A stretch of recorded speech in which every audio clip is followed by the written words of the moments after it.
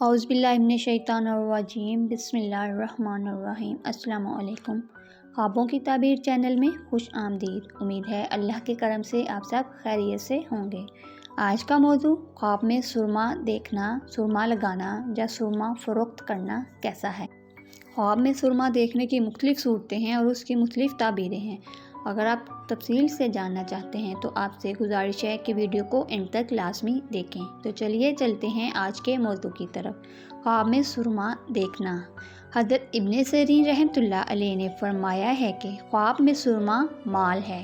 اگر دیکھے کہ اس نے آنکھ میں سرما لگایا ہے تو دلیل ہے کہ صلاح الدین کا متلاشی ہے، اور اگر دیکھے کہ کسی نے اس کو سرما دیا ہے تو دلیل ہے کہ اسی قدر صاحب خواب مال پائے گا۔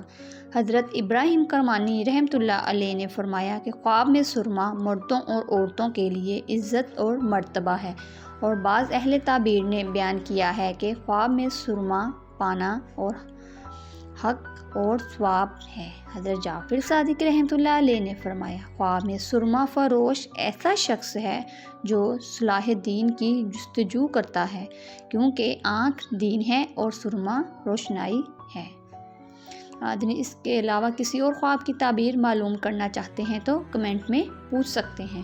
اپنا بہت سارا خیال رکھیے گا، دعاؤں میں یاد رکھیے گا۔ اللہ تعالیٰ آپ کا حامی و ناصر ہو۔ اللہ حافظ۔